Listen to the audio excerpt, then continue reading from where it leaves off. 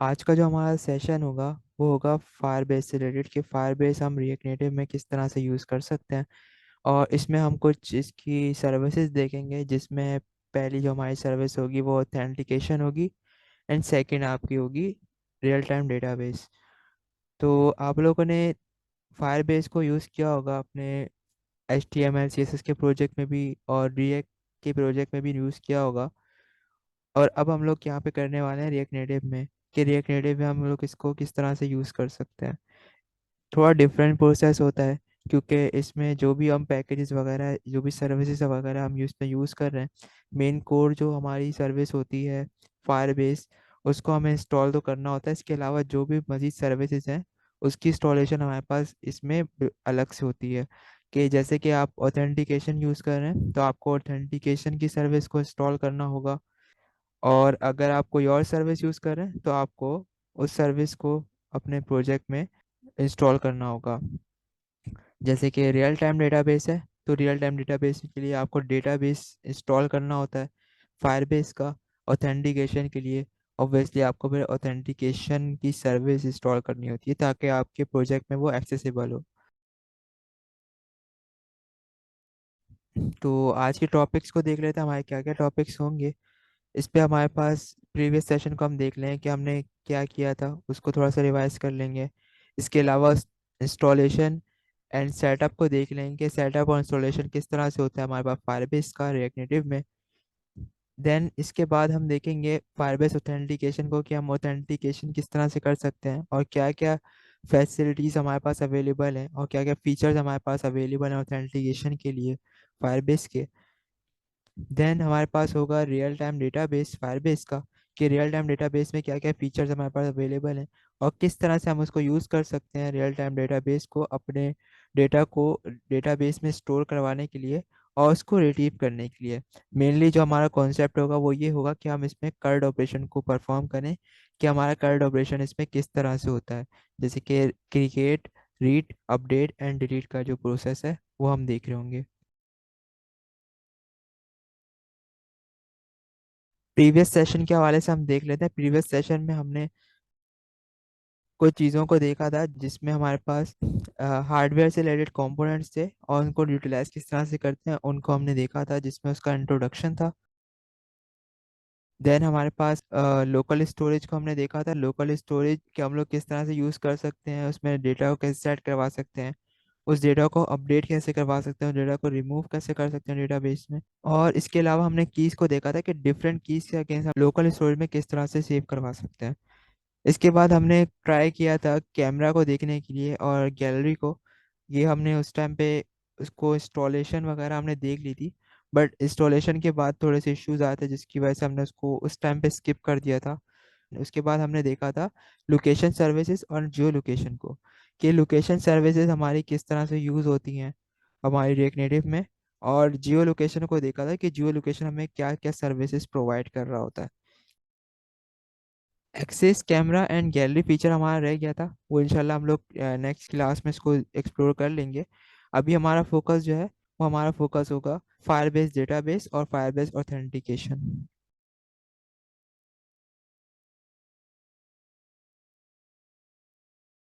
Firebase database का introduction हम देख लेते हैं। फायरबेस डेटाबेस असल में एक सर्विस है जो कि हमारी एक तरह से हम कह सकते हैं बैकएंड सर्विस प्रोवाइड करता है।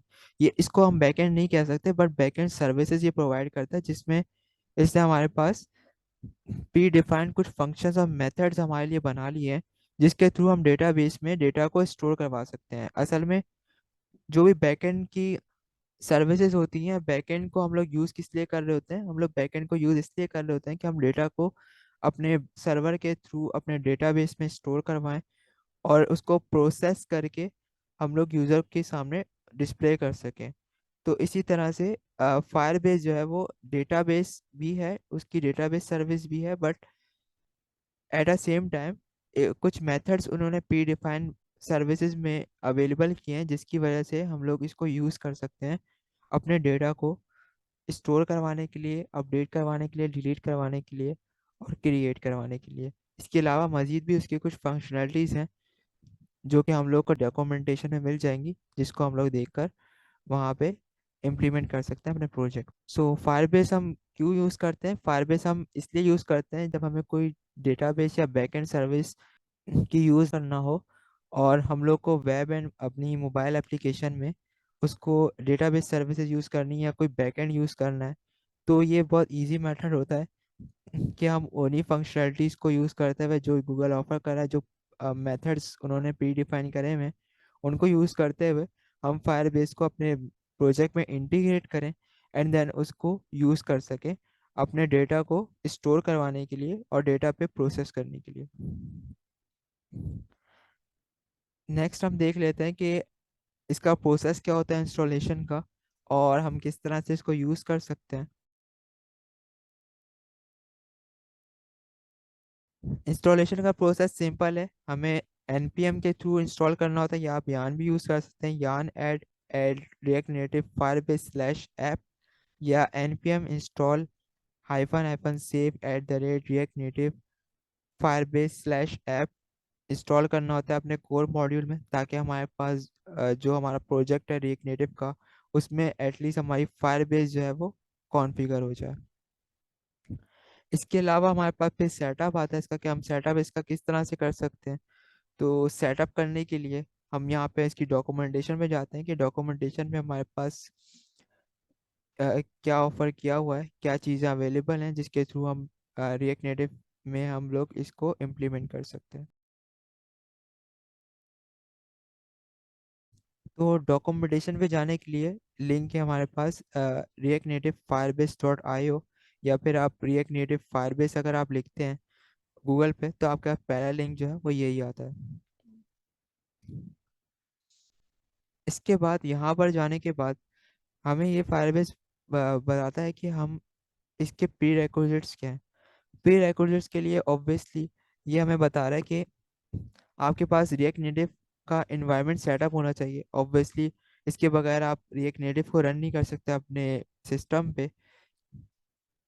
देन इसके बाद आपके पास एक और चीज़ वो बता रहा है कि आपका प्रोजेक्ट जो है वो क्रिएट होना चाहिए फायरबेस पे।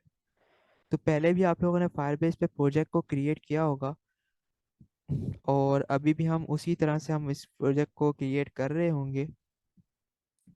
सो पहले हम प्रोजेक्ट क्रिएट कर लेते हैं। मैं सिंपली इस लिंक पे क्लिक किया था, create a new project, and Firebase console के पेज पे आने के बाद मैंने यहाँ पे प्रोजेक्ट को क्रिएट किया है। सिंपली आप गूगल से डायरेक्ट भी आ सकते हैं टाइप करके, या फिर डायरेक्ट फायरबेस कंसोल पे आके भी प्रोजेक्ट क्रिएट कर सकते हैं। मैं यहाँ पे प्रोजेक्ट का नाम लिख देता हूँ, रिएक्ट नेटिव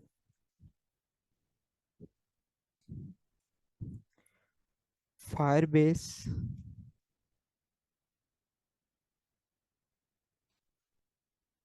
इंटीग्रेशन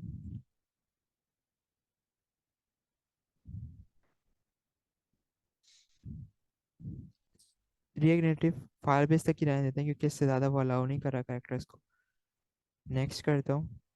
अगर आप चाहें तो एनालिटिक्स को एनेबल कर सकते हैं, अदरवाइज डिसेबल भी रख सकते हैं। फायरबेस का प्रोजेक्ट हमारा क्रिएट हो रहा है, मीनवाइल हम देख लेते हैं मज़ीद हमारे पास क्या है।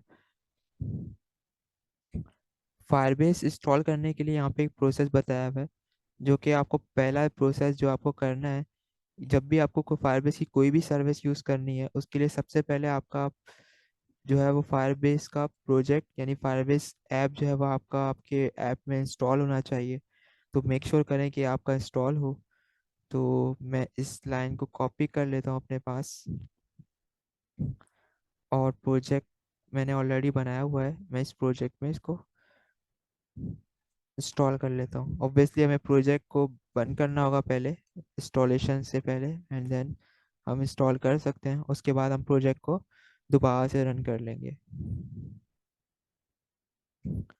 देन इसके बाद हमारे पास आता है रिएक्ट नेटिव CLI। क्योंकि हम CLI यूज़ कर रहे हैं, तो रिएक्ट नेटिव CLI के लिए हमें एंड्रॉयड सेटअप दिया हुआ है। अगर आप iOS पे हैं तो उसके अकॉर्डिंगली आपको iOS का सेटअप करना होगा। रिएक्ट नेटिव एंड्रॉयड सेटअप में ये क्या बोल रहा है कि रिएक्ट नेटिव एंड्रॉयड सेटअप में आपको एक नेम स्पेस में बंडल आईडी मिली हुई होगी, वो बंडल आईडी आपको कॉपी करनी है, एंड देन उसके अगेंस्ट आपको प्रोजेक्ट को रजिस्टर करना है। प्रोजेक्ट का रजिस्टर्ड होना बहुत ज़रूरी है, अदरवाइज आपका प्रोजेक्ट लिंक नहीं होता है फायरबेस के साथ। सो नेम स्पेस हम देख लेते हैं हमें कहाँ मिलेगा। इसने बताया हुआ कि नेम स्पेस आपको मिलेगा एंड्रॉयड ऐप एंड बिल्ड और गेडल की फाइल में। एंड्रॉयड ऐप, और यहाँ पर मेरे पास आ गया बिल्ड और गेडल। बिल्ड और गेडल की फाइल में हम डायरेक्टली सर्च कर लेते हैं नेम स्पेस। तो नेम स्पेस हमें यहाँ पर मिल रहा है com dot react native Firebase. तो इसको हमें कॉपी करना होगा, एंड देन हम देख लेते हैं हमारा प्रोजेक्ट क्रिएट हो गया कि नहीं।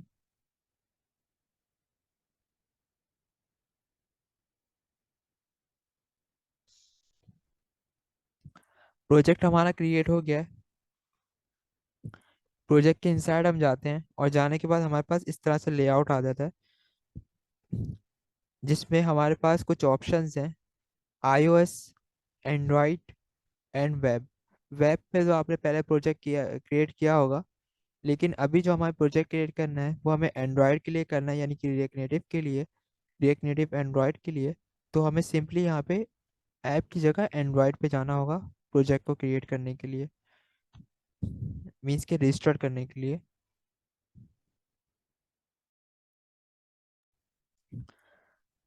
सो यहाँ पर जो हमने आईडी कॉपी करी थी, इसकी बंडल आईडी, वो हमें यहाँ पे पेस्ट करनी होगी। एंड देन हमारे पास प्रोजेक्ट का निक नेम ऑप्शनल है, अगर आप पेस्ट करना चाहें या यहाँ पे ऐड करना चाहें तो कर सकते हैं, अदरवाइज रजिस्टर ऐप।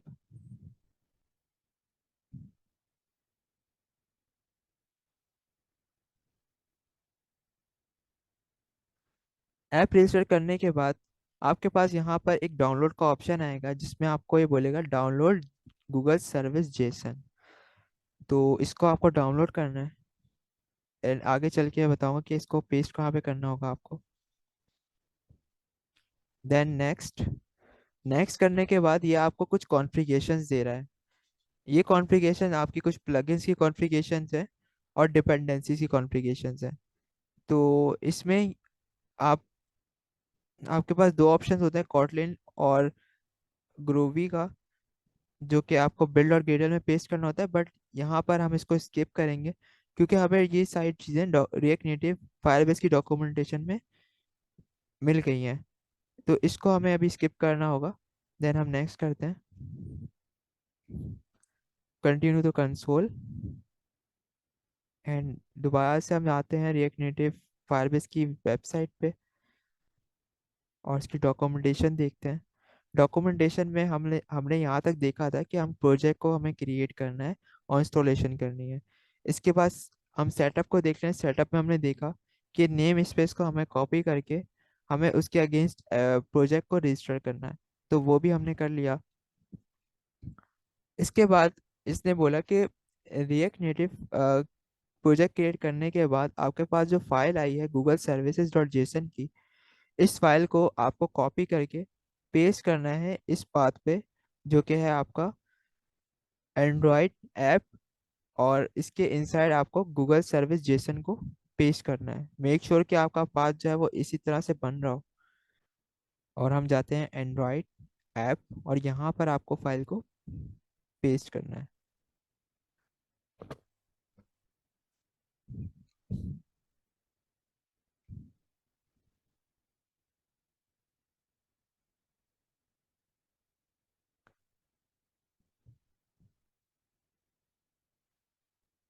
अच्छा, फाइल हमारे पास आ गई है, लेकिन फाइल का नेम थोड़ा चेंज हुआ है। तो ये इस वजह से हुआ है क्योंकि ऑलरेडी इस नाम से फाइल अवेलेबल थी, तो इसने एक और फाइल बनाई है वन के नाम से। तो मैं इस फाइल को डॉट जेसन ही रहने देता हूँ, ताकि कोई कॉन्फ्लिक्ट ना आए हमारे पास। इसके बाद नेक्स्ट स्टेप पर हम बढ़ते हैं कि नेक्स्ट स्टेप में हमारे पास क्या है। यहाँ तक हमने डाउनलोड करके फाइल को अपने प्रोजेक्ट में पेस्ट कर दिया। अब हमें कॉन्फ़िगरेशन करनी है अपने प्रोजेक्ट के इनसाइड कुछ क्लास पाथ की और डिपेंडेंसीज की। इस पे हमें क्या करना है, इस पे हमें जो हमने फाइल कॉपी करी है उसको हमें प्रोजेक्ट को डिफाइन करना है कि हमारी फाइल जो है वो इंटीग्रेट हो चुकी है। जो भी कॉन्फ़िगरेशन वगैरह है फायरबेस की, वो यहाँ से उसको गेट करनी होगी, क्योंकि आपने देखा होगा रिएक्ट में कि रिएक्ट में जब प्रोजेक्ट को आप इनिशियलाइज कर रहे होते हैं तो आपको कुछ कीज वगैरह मिलती हैं और फायरबेस कॉन्फ़िग मिलती है जिसको आपको ऐप में इनिशियलाइज करना होता है। इसी तरह से रिएक्ट नेटिव में जो इनिशियलाइजेशन होती है उसके लिए हमें एंड्रॉयड के इनसाइड इनिशियलाइजेशन करनी होती है।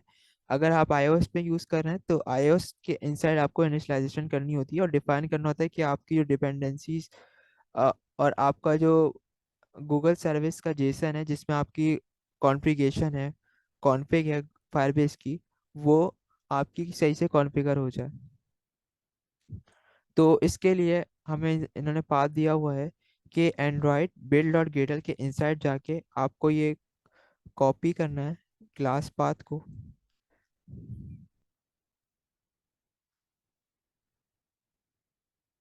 एंड्रॉयड और इसके इनसाइड क्लास पाथ, और डिपेंडेंसी के इनसाइड मैंने यहाँ पे इसको पेस्ट कर दिया सबसे बॉटम पे,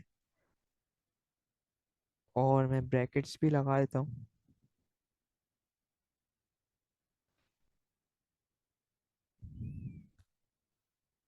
देन हमें एंड्रॉयड ऐप बिल्ड और गेटल के इनसाइड इस लाइन को पेस्ट करना है जो कि गूगल सर्विसेज की का प्लगइन है, उसको हमें वहाँ पे डिफाइन करना होगा।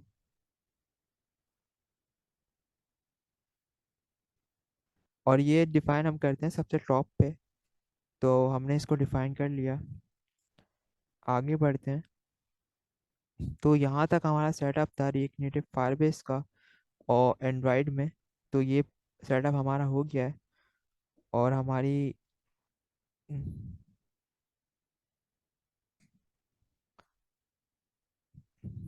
और हमने जो पैकेज इंस्टॉलेशन पे लगाया था वो भी इंस्टॉल हो गया है। अब हम इस प्रोजेक्ट को रन कर लेते हैं।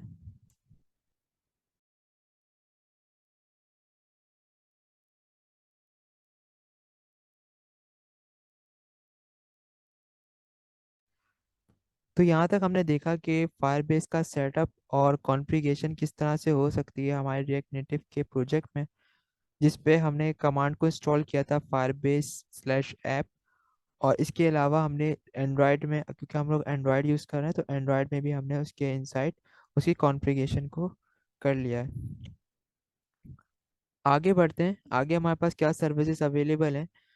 आगे हम यहाँ पे देखेंगे फायरबेस ऑथेंटिकेशन को। ऑथेंटिकेशन आपने रिएक्ट में और अपने HTML जावास्क्रिप्ट पे प्रोजेक्ट में भी की होगी, और यहाँ पे भी ऑथेंटिकेशन की सर्विस हमारे पास अवेलेबल है फायरबेस की। तो फायरबेस की ऑथेंटिकेशन सर्विस से आप फेमिलियर होंगे क्योंकि आप पहले भी इसको यूज़ कर चुके हैं। तो इसमें हम लोग डॉक्यूमेंटेशन को ही देख लेते हैं फायरबेस ऑथेंटिकेशन की, कि यूजेज क्या होता है इसमें और मेथड्स क्या क्या अवेलेबल हैं। इसी तरह से हमने जैसे कि पहले हमने इंस्टॉल किया था फायरबेस का पैकेज रिएक्ट नेटिव firebase/app। ये तो आपको इंस्टॉल करना है कोई भी आप सर्विस फायरबेस की यूज़ कर रहे हो। इसके अलावा अगर आप कोई और सर्विस यूज़ कर रहे हैं फायरबेस की, जैसे कि हम लोग अभी ऑथेंटिकेशन पे हैं, तो ऑथेंटिकेशन की सर्विस को आपको इंस्टॉल करना होगा अपने प्रोजेक्ट में, ताकि आपके प्रोजेक्ट के इनसाइड ऑथेंटिकेशन की सर्विस अवेलेबल हो। क्योंकि आप एंड्रॉयड में ऑलरेडी सेटअप कर चुके हैं तो मज़ीद सेटअप की नीड नहीं है। जस्ट आपको अपना पैकेज सर्विस पैकेज इंस्टॉल करना है और आपके प्रोजेक्ट में वो सर्विस अवेलेबल होगी।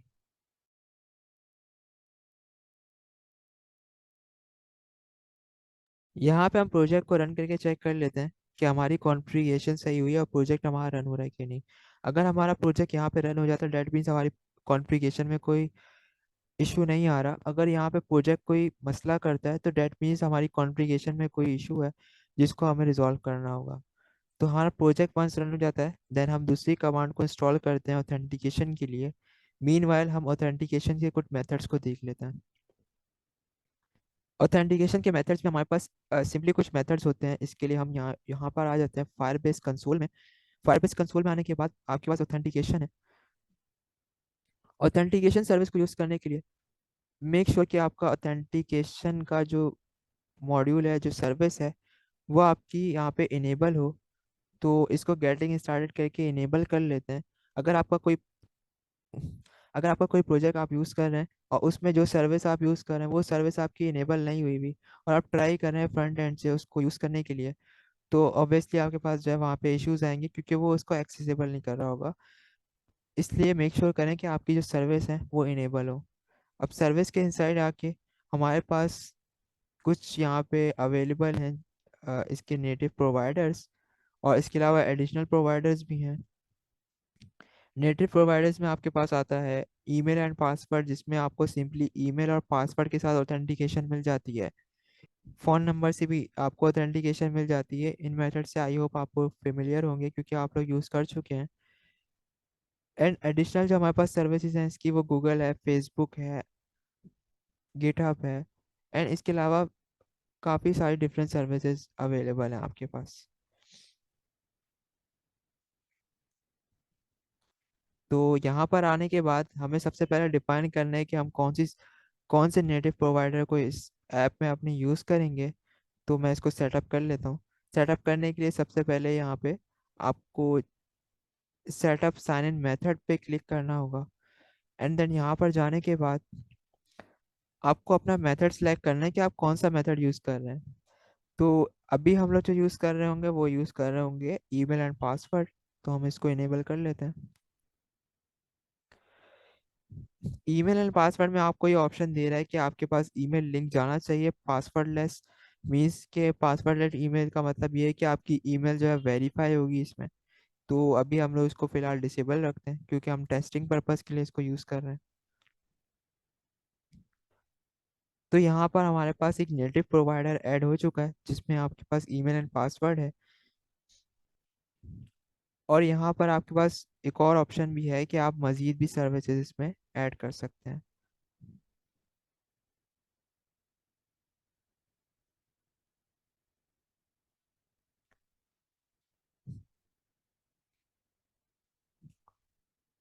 हमारी जो प्रोजेक्ट की बिल्ड है वो रन हो चुकी है। डैट मीन्स हमने यहाँ पे सक्सेसफुली सेटअप अपना कर लिया है रिएक्ट नेटिव फायरबेस का अपने प्रोजेक्ट के इनसाइड। तो यहाँ पर मैं प्रोजेक्ट को फिलहाल दोबारा बंद कर देता हूँ, और यहाँ पर अभी हमें इंस्टॉलेशन करनी होगी फायरबेस ऑथ की। तो ये कमांड मैं कॉपी कर लेता हूँ, और मैं यान यूज़ कर रहा हूँ, आप npm भी यूज़ कर सकते हैं। यान add and react native firebase slash auth, मैं इसको इंस्टॉल कर लेता हूँ। अब यहाँ पर इन्होंने मेथड बताया हुआ है कि आप किस तरह से इसको यूज़ कर सकते हैं अपनी ऑथेंटिकेशन को। ऑथेंटिकेशन यूज़ करने के लिए आपके पास यहाँ पे मेथड दिया हुआ है कि आपको ऑथेंटिकेशन इस तरह से यूज़ करनी है।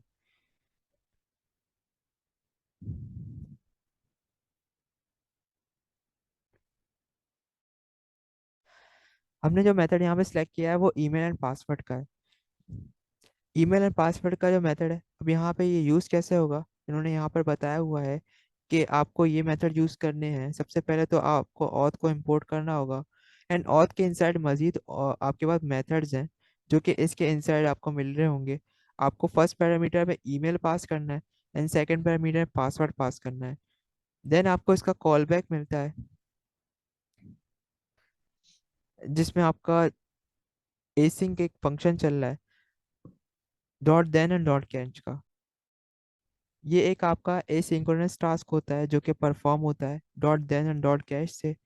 तो डॉट देन में आपके पास आपको मिलता है कि आपका ऑथेंटिकेशन आपकी हो चुकी है सक्सेसफुली, एंड डॉट कैच में आपको वो कैच मिलता है जिसकी वजह से आपका ऑथेंटिकेशन फेल हो गई है, और उसमें वो एरर आपको बता देता है। आई होप हमारे पास पैकेज हमारा इंस्टॉल हो गया होगा। यहाँ पर हम अपने प्रोजेक्ट को दोबारा से स्टार्ट कर देते हैं ताकि हम ऑथेंटिकेशन को देख सकें।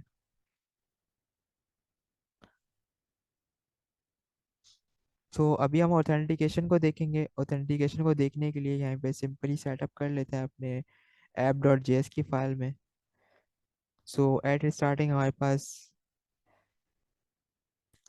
App dot T S X है एज यूजल।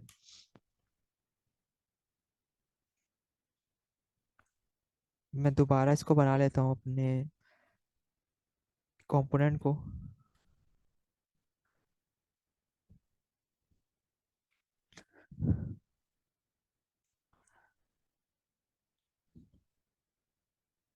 कंपोनेंट के इनसाइड हमें कुछ यहाँ पे कंपोनेंट्स बनाने होंगे, जैसे कि हमारे पास इनपुट है और एक सिंपल सी यूआई हम बना लेते हैं ऑथेंटिकेशन के लिए।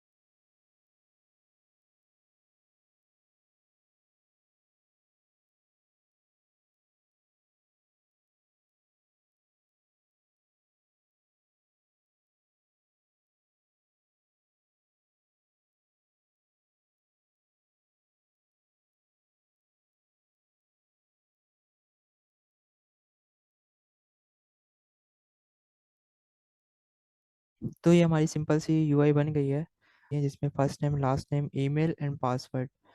First name and last name को हम लोग डेटाबेस के साथ देखेंगे, एंड अभी जो हम लोग कंसिडर करेंगे ईमेल एंड पासवर्ड को। तो यहाँ पे हमारा प्रोजेक्ट भी रन हुआ हुआ है और हमने इसमें ऑथेंटिकेशन को इंटीग्रेट कर लिया है। एंड अब यहाँ पे हम इसके मेथड्स को इम्प्लीमेंट करके देख लेते हैं। हाँ, ऑब्वियसली यहाँ से मैं इंपोर्ट करूँगा उस सर्विस को, जो सर्विस हम यूज़ कर रहे हैं ऑथ की। तो मुझे यहाँ पे ऑथ की सर्विस को यूज़ करना होगा।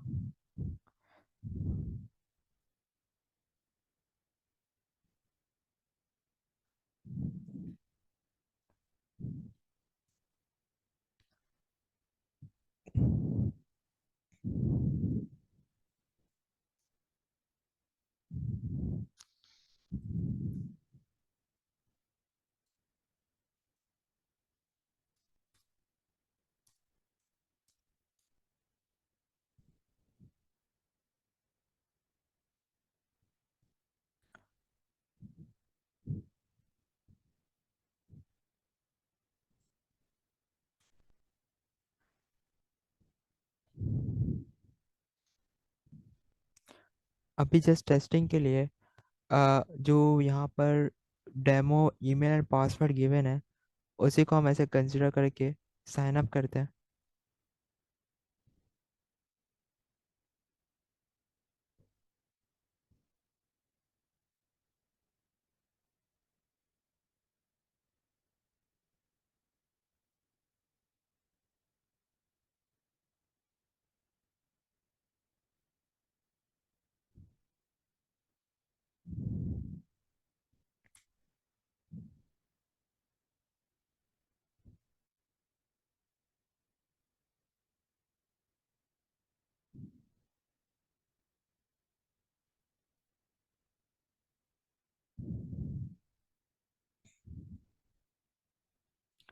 मैं आपको रीलोड कर लेता हूँ एक मरतबा।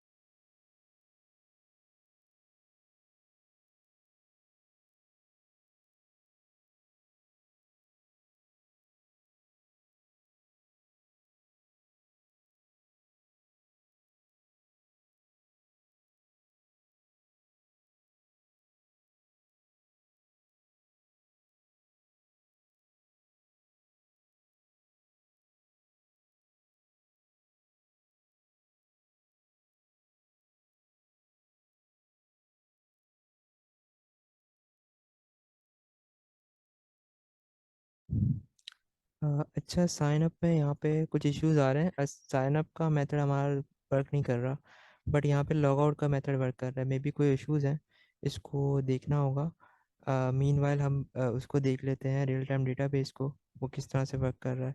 तो मैं रियल टाइम डेटाबेस की इंस्टॉलेशन कर लेता हूँ यहाँ पे, और हम उसको देख लेते हैं।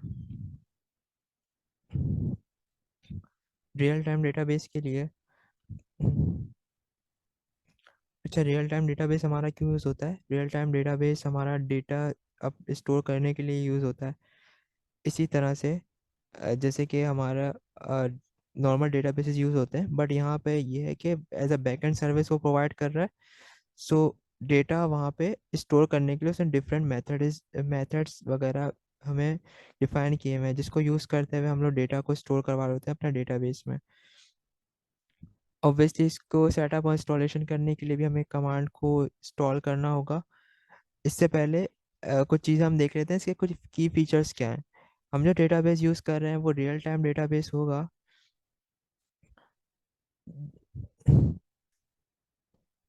जो आपका सिंक हो जाता है अक्रॉस डिवाइसेस। और इसका मतलब ये है कि रियल टाइम पे आपको जो भी अपडेट्स हैं वो मिल रही होती हैं। जैसे ही कोई डेटाबेस में कोई इफेक्ट पड़ता है, डेटा अपडेट होता है, डिलीट होता है, तो वही चेंजेस वहाँ पे पॉपअप हो जाती हैं, आपकी रिफ्लेक्ट हो जाती हैं दूसरी डिवाइस पे भी जिसके साथ सिंक होता है। इसी तरह से ये जो डेटाबेस है नो सीक्वल डेटाबेस है। नो सीक्वल का मतलब ये है कि वो टेबुलर फॉर्म में नहीं है, वो आपका जेसन फॉर्म है। जेसन फॉर्मेट में आपका डेटा जो है वो डेटाबेस में सेव हो रहा होता है। तो इसको यूज़ करने के लिए हम उसी डॉक्यूमेंटेशन पे चले जाते हैं।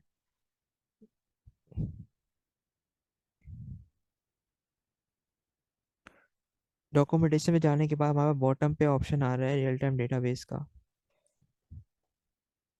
रियल टाइम डेटाबेस पे हम जाते हैं यहाँ पे। तो यहाँ पे कमांड है yarn add react native firebase। तो इसको इंस्टॉल कर लेते हैं।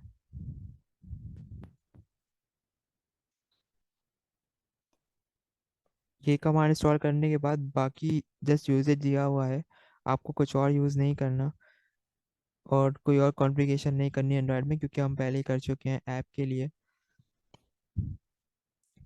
यहाँ पे सिंपली आपको डेटाबेस के लिए करना ये होता है कि यहाँ पे डेटाबेस को आपको इंपोर्ट करना होता है डेटाबेस से।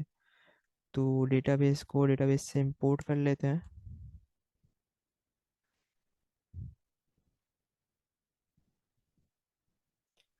इस मेथड को मैं चेंज करके कर लेता हूँ sign up method. Sign up handle,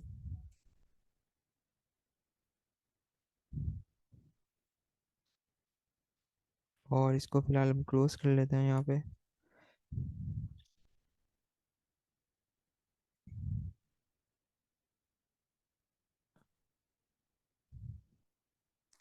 मैं एक और फंक्शन बना लेता हूँ रियल टाइम डेटाबेस के लिए, सेव डेटा के लिए, सेव डेटा हैंडल।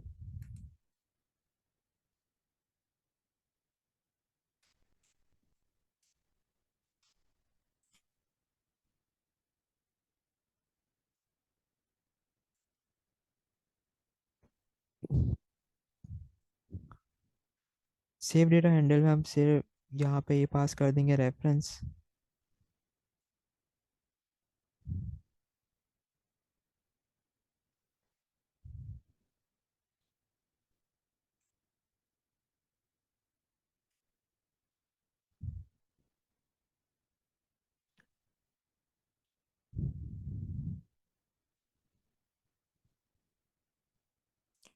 रेफरेंस पास करने के बाद एक जो मेन चीज़ हमें करनी है वो ये कि हमें इस सर्विस को इनेबल करना होगा, क्योंकि हम real time database service use कर रहे हैं। तो इसका इनेबल होना ज़रूरी है, अदरवाइज़ हम इसको यूज़ नहीं कर पाएंगे। यहाँ पे इसको इनेबल कर लेते हैं। Create database. क्रिएट डेटाबेस के बाद आपके पास कुछ ऑप्शंस आते हैं, जिसमें आपको बताना होता है कि आपको लॉक मोड करना है, जिसमें आपका रूल्स आ रहे हैं। Rule read and write false है, तो ये नहीं हो सकता। रीड कोई भी रीड नहीं कर सकता और कोई भी राइट नहीं कर सकता। एक और आपका टेस्ट मोड है। टेस्ट मोड आपका 1 मंथ के लिए almost read and right open होता है, और उसके बाद ऑटोमेटिकली ये डिसेबल हो जाता है। तो हम टेस्ट मोड पे करेंगे इसको।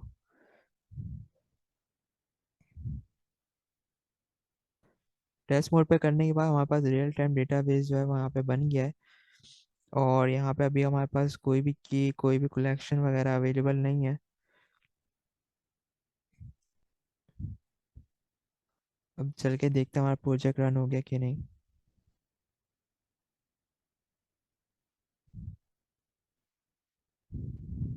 मीनवाइल प्रोजेक्ट रन हो रहा है, तो जो इसकी कमांड्स है वो मैं यहाँ पे रख लेता हूँ।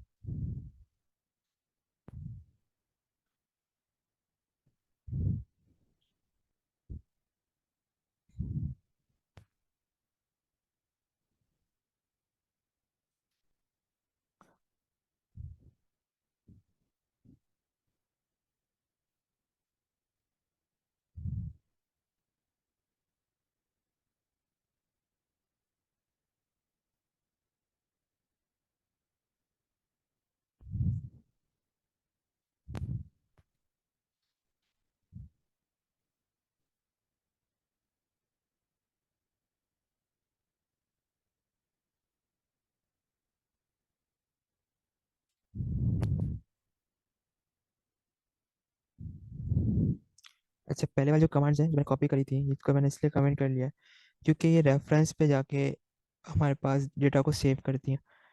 तो अभी फ़िलहाल हम लोग इसको नहीं देख रहे हैं, हम डायरेक्टली सेव करवाएंगे डेटा को।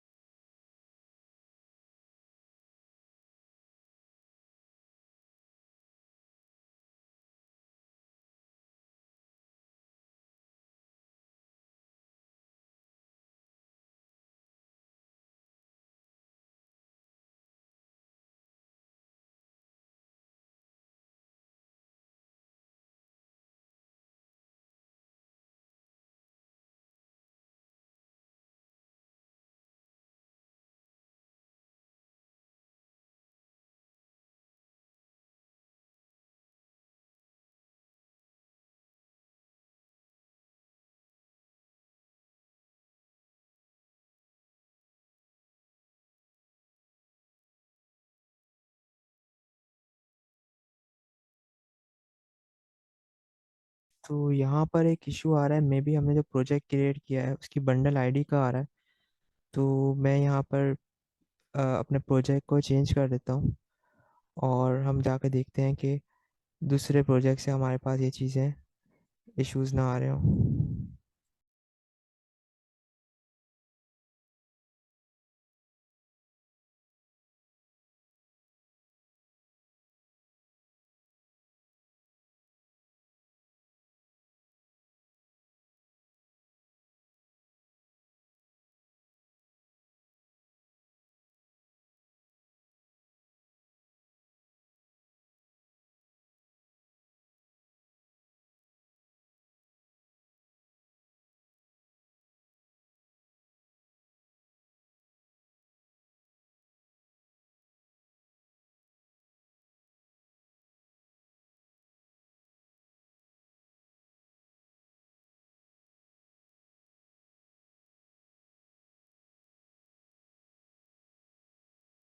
सो प्रोजेक्ट में कुछ इश्यूज आ रहे थे जिसकी वजह से हमारे पास वो प्रोजेक्ट रन नहीं कर रहा था। एक और प्रोजेक्ट है जिसमें मेरे पास कॉन्फ़िगरेशन हुई वीएस की, मैंने उसको अभी इंस्टॉलेशन पे और रनिंग पे लगाया हुआ है। मीनवाइल हम कुछ मेथड देख लेते हैं ऑथेंटिकेशंस के भी, कि ऑथेंटिकेशन से क्या मेथड होते हैं, ताकि आप अपने पास उसको इम्प्लीमेंट कर सकें।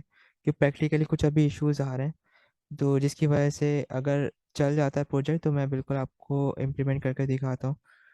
अच्छा, इसमें आपका मेथड जो होता है वो आपके पास होता है, आप हमें अभी बनाया था email and password sign in का। Email and password sign in में आपके पास एक मेथड होता है create user with email password.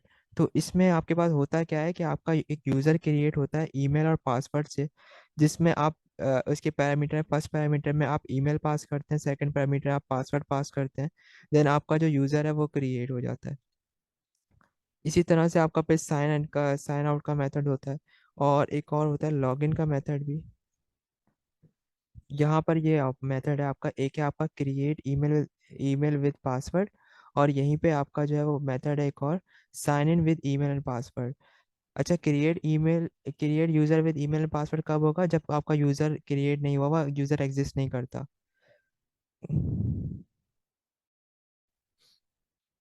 लेकिन आपका साइन इन मेथड कब यूज़ होगा? जब अब आपका यूज़र ऑलरेडी क्रिएट हुआ हुआ है और आपको उसको क्रिएटेड यूज़र को साइन इन करवाना है। अगर उसके क्रेडेंशियल सही होते हैं तो वहाँ पे वो लॉगिन हो जाएगा। अगर वो क्रेडेंशियल सही नहीं होता या यूज़र एग्जिस्ट नहीं करता तो वहाँ पे वो साइन इन नहीं होगा, यूज़र लॉगिन नहीं हो सकता। तो ये मेथड है इसका। इसके अलावा यहाँ पे साइन आउट का मेथड है, अगर आप साइन इन हुए में तो ये जस्ट ये क्रिएट करने से, ये रन करने से आपका साइन आउट हो जाएगा, और डॉट साइन आउट, और आपको इसके कॉल बैक में आपको रिस्पॉन्स मिल जाएगा कि यूज़र साइन आउट हो चुका है। इसके अलावा मजीद मेथड जो साइन इन है, गूगल साइन इन है, फेसबुक है, इसके मेथड्स भी गिवन है, वो आप एक्सप्लोर कर सकते हैं। बाकी यहाँ पर हम रियल टाइम डेटाबेस को देख लेते हैं कि रियल टाइम डेटाबेस में क्या मेथड्स हैं इसके। प्रोजेक्ट मैं रन कर लेता हूँ यहाँ पर।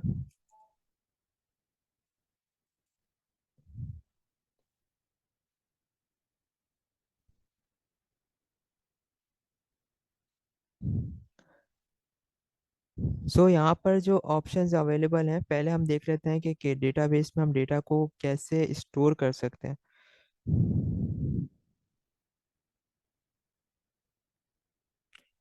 डेटा को स्टोर करने के लिए ऑब्वियसली आपको पहले इंपोर्ट करना होता है डेटाबेस से डेटाबेस, जो कि आपका आ रहा है at react native firebase slash database. ये डेटाबेस है, डेटाबेस के इंसाइड आपके मजीद मेथड्स होते हैं। Database dot ref, database dot ref, ref के इंसाइड आपको रेफरेंस पास करना होता है। रेफरेंस का मतलब ये है कि आप यहाँ से आपके ये डेटाबेस तक पहुँच जाएगा। जैसे कि आपका ये डेटाबेस है, डेटाबेस से ये यहाँ तक आपका आता है कि डेटाबेस, और फिर इसके इंसाइड आपने इसका रूट पास कर दिया कि कहाँ पे जाकर स्टोर हो डेटा।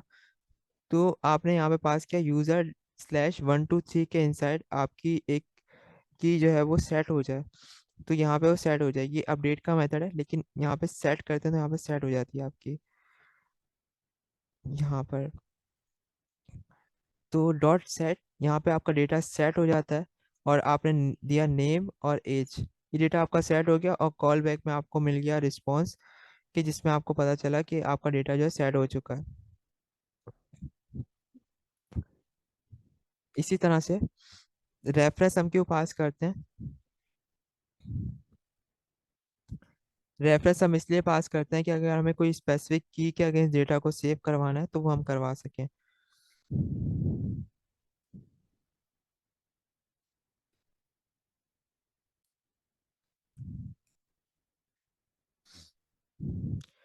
एक मेथड आपका होता है सेट का, और एक मेथड आपका होता है पुश का। सेट का मेथड आपका क्या करता है, सेट का मेथड आपका डायरेक्ट जाके डेटा को सेट कर देता है उसी रेफरेंस में जो आपने रेफरेंस पास किया है। फॉर एग्जांपल आपने रेफरेंस पास किया स्लैश यूजर पास किया, यूजर के इनसाइड जाके आपका डेटा सेट हो जाएगा। और इसके आगे एक और मेथड है आपका डॉट पुश। अगर आप डॉट पुश इसको पास कर देते हैं तो ये क्या करता है, एक न्यू की जनरेट करता है उस रेफरेंस के बाद, और उस की के अगेंस्ट आपका डेटा सेव हो रहा होता है। ये रेफरेंस जैसे ये क्या कर रहा है, ये आपको की जनरेट करके देता है, जिसमें आपके पास डेटाबेस स्लैश रेफ, और आपने यूजर्स पास कर दिया डॉट पुश, और ये आपको की जनरेट करके देता है। ये की आपने एज अ रेफरेंस बना ली, और रेफरेंस बनाने के बाद रेफरेंस डॉट करके आपने डेटा जब सेट करवाया तो आपका न्यू के अगेंस्ट डेटा जो है सेव हो जाता है। इसी तरह से ये रिमूव का मेथड है कि रिमूव आप किस तरह से करते हैं, डेटा को आपको रेफरेंस पास करना होता है और डेटा से आपका डेटा रिमूव हो जाता है। और अगर आप नल सेट करते हैं, दैट मीन्स आपका डेटा रिमूव हो गया है, इसका मतलब भी यही है।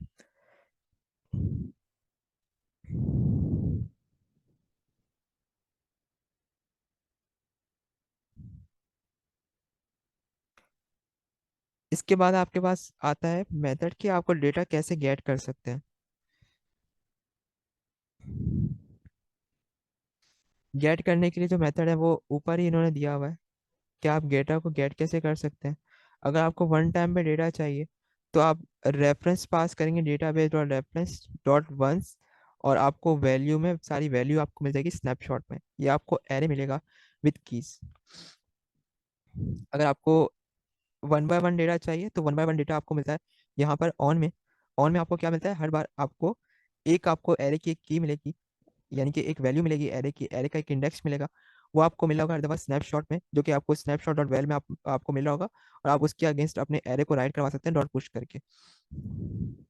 प्रोजेक्ट रन हो जाता है, तो हम ट्राई करते हैं इसको प्रैक्टिकली इंप्लीमेंट करके।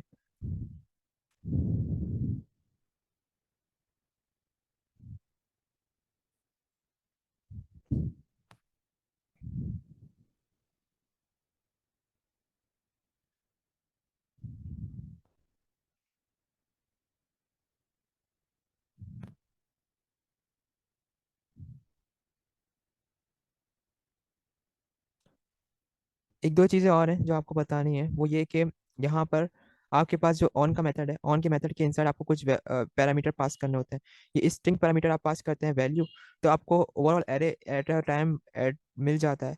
और अगर आप चाइल्ड एडिट पास करते हैं, ये वाली की पास करते हैं डॉट ऑन चाइल्ड एडिट, तो डेट मीन्स आपको वन बाय वन जो है वो आपकी आपकी एरे का इंडेक्स मिल रहा होता है, जिसको आप अपने पास स्टोर करवा सकते हैं, या आप रेंडर करवाना चाहें वन बाय वन तो रेंडर करवा सकते हैं।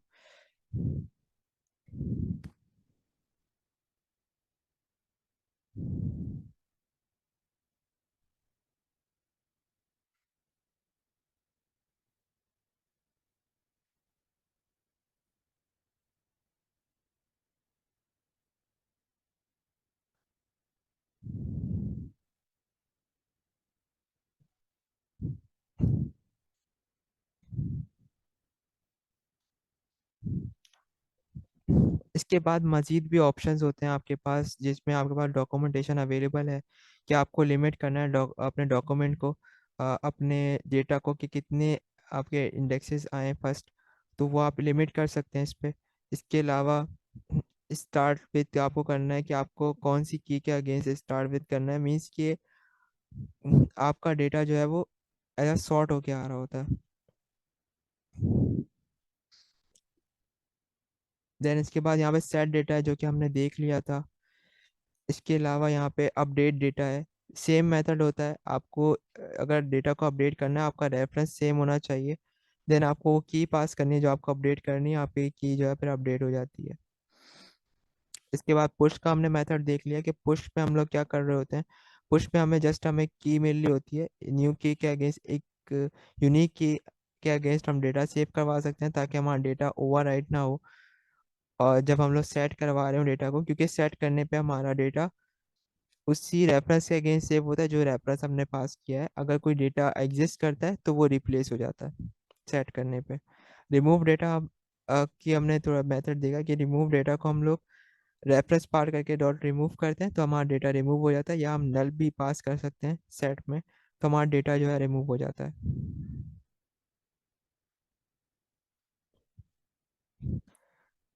प्रोजेक्ट रन होने में भी हमारे पास टाइम लगा रहा है, जैसे ही रन होता है तो हम लोग इसको इम्प्लीमेंट करते हैं चीज़ों को।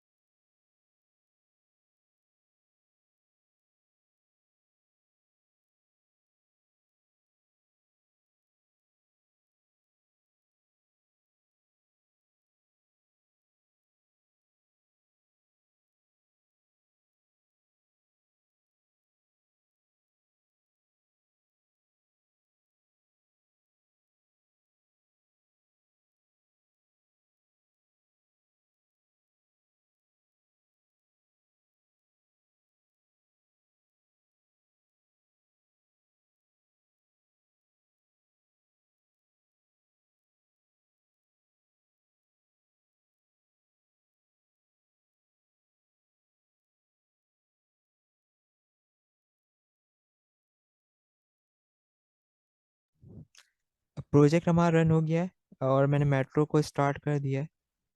और जैसे ही मेट्रो स्टार्ट होता है हम इसको रीलोड कर लेते हैं ऐप को।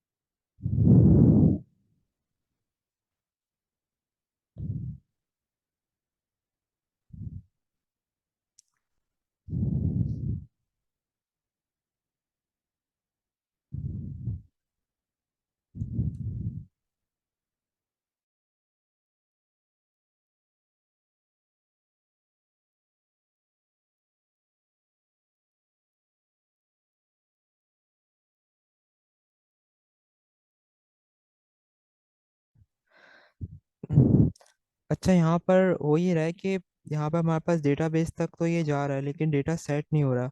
यहाँ पे हमारे पास इस तरह से की जनरेट हो जाती है। की जनरेट होने के बाद उसी की के अगेंस्ट हमारा डेटा सेव होता है।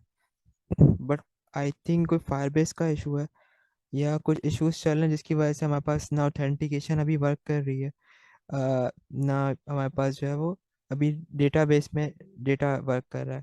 हमें रेफरेंस यहाँ पे मिल रहा है, जिस तरह से हमारे पास ये रेफरेंस है यूजर्स का, और हमारे पास की जो है वो हमारे पास मिल रही है।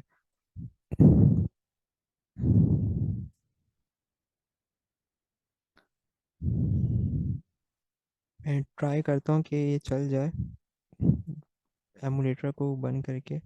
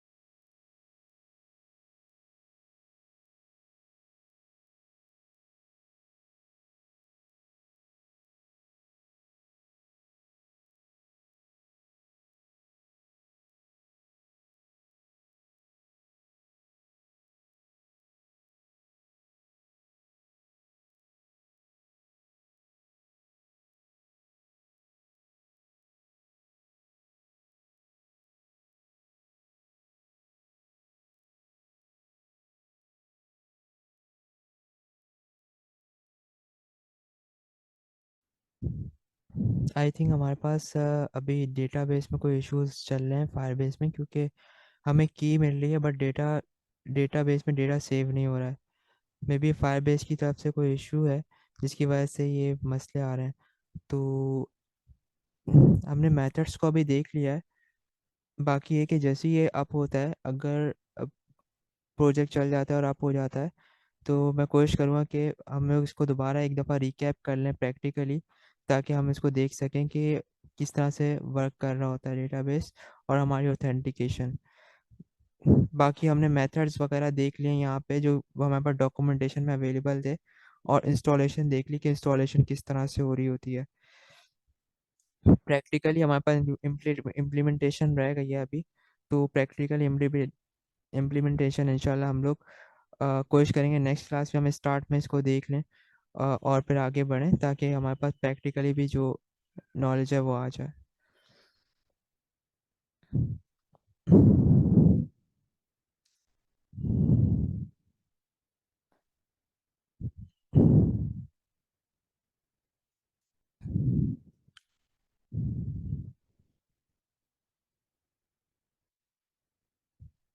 मैं एक दफ़ा रिकैप कर लेता हूँ कि हमने क्या किया था आज। हमने इंस्टॉलेशन देखी। इंस्टॉलेशन हम लोग किस तरह से करते हैं फायरबेस की ऑथेंटिकेशन के साथ। और इसके अलावा हमने फिर ऑथेंटिकेशन से पहले हमने देखा है फायरबेस को हम किस तरह से कॉन्फ़िगर करते हैं अपने प्रोजेक्ट में। गेटिंग स्टार्टेड पे आके हमारे पास यहाँ पे कमांड्स हमारे पास अवेलेबल हैं। इसके अलावा हमारे पास पैकेज और जेसन, जो हमारे पास गूगल सर्विस डॉट जेसन मिलता है हमें, वो हमें कहाँ पे रखना होता है प्रोजेक्ट में, वो हमने देखा। और हमने एंड्रॉयड की कॉन्फ़िगरेशन देखी कि एंड्रॉयड की कॉन्फ़िगरेशन किस तरह से होती है हमारे प्रोजेक्ट में। इसके अलावा इसके बाद हमारे पास जब प्रोजेक्ट हमारा रन कर रहा था, एंड देन हमारे पास ऑथेंटिकेशन की हमने इंस्टॉलेशन देखी, ऑथेंटिकेशन की इंस्टॉलेशन किस तरह से होती है, और उसका कुछ कोड देखा। प्रैक्टिकल इम्प्लीमेंटेशन हमारी रह गई है, तो उसको इंशाल्लाह हम लोग नेक्स्ट क्लास के स्टार्ट में रिवाइज कर लेंगे थोड़ा सा प्रैक्टिकली देख के। मैं प्रोजेक्ट को रेडी करके रखूँगा। और हमारे पास इसके बाद रियल टाइम डेटाबेस था। रियल टाइम डेटाबेस पे हमने देखा हमारे पास कोई मेथड्स फंक्शंस होते हैं। हमने ट्राई किया था कि हम लोग इसको इम्प्लीमेंटेशन करके देखें, इसकी रेफरेंस की कि रेफरेंस हमें किस तरह से मिलता है। पुश की हमें मिल रही थी बट हमारा रेफरेंस पे हमारा डेटा सेव नहीं हो रहा था जाके, जिसमें आई थिंक कोई इश्यूज आ रहे हैं फायरबेस की तरफ से। एंड देन हमारे पास गेट के मेथड्स थे और अपडेट का मेथड है। इसके अलावा हमारे पास रेफरेंस की के अगेंस्ट सेव का मेथड है कि रेफरेंस की के अगेंस्ट हम सेव क्यों करवाते हैं। हम लोग सेव इसलिए करवाते हैं कि हमारे पास हर दफ़ा यूनिक की के अगेंस्ट जो हमारा डेटा जो है सेव हो रहा हो, और हमारा पुराना डेटा जो है वो ओवरराइट ना हो रहा हो, उस पुराने डेटा में कोई इश्यूज ना आ रहे। तो ये कमांड हमने देखी। इसके अलावा हमारे पास डेटाबेस रेफरेंस रिमूव करने के लिए क्या होता है वो भी हमने देखा कि डेटाबेस रेफरेंस को हम लोग पूरा रिमूव कैसे कर सकते हैं, डेटा रिमूव कैसे करते हैं, हम पूरा रेफरेंस भी रिमूव कर सकते हैं, और हम लोग एक पर्टिकुलर की के अगेंस्ट डेटा को भी रिमूव कर सकते हैं रेफरेंस पास करके। अगर हम नल पास करते हैं डेट मीन्स हमने डेटा को रिमूव कर दिया है।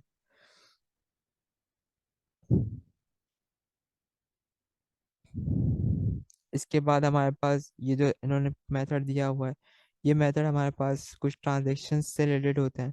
इसको आप एक्सप्लोर कर सकते हैं, सिक्योर डेटा से रिलेटेड है।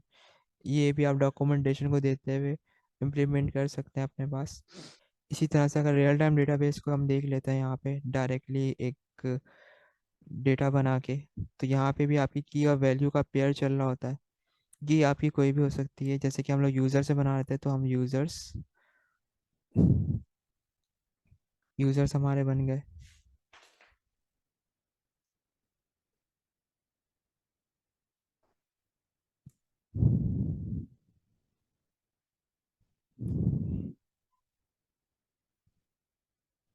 और इसके इनसाइड ऑब्जेक्ट है, तो हमने टाइप पास करके ऑब्जेक्ट बना लिया।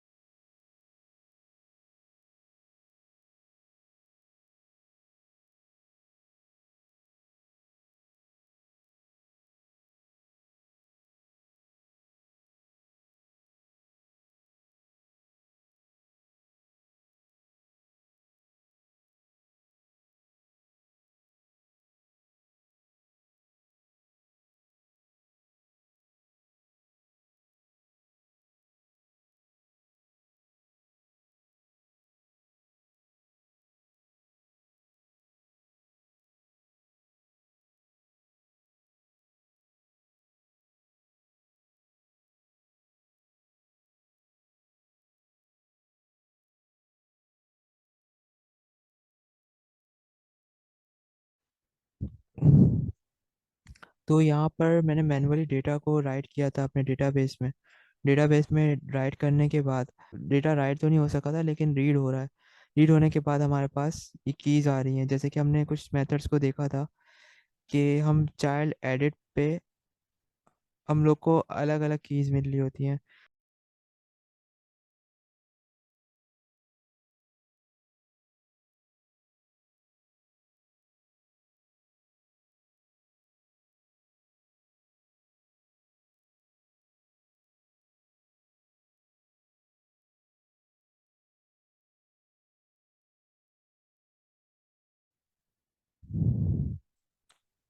जिस प्रोजेक्ट में ऑथेंटिकेशन के लिए ऑथ भी नहीं है, तो मैं ट्राई कर रहा हूँ कि अगर हमारे पास लॉगिन वाला मेथड चल जाता है तो हम उसको रन कर लेते हैं।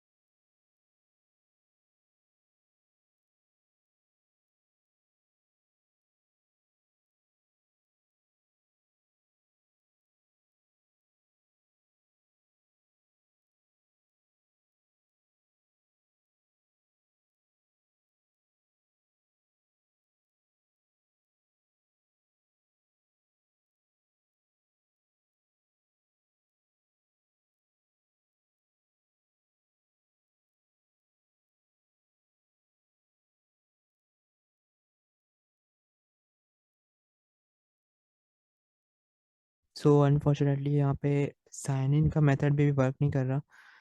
बट यहाँ पे कुछ मेथड्स वर्क कर रहे हैं, बट कुछ वर्क नहीं कर रहे, मे बी कोई इश्यूज हैं।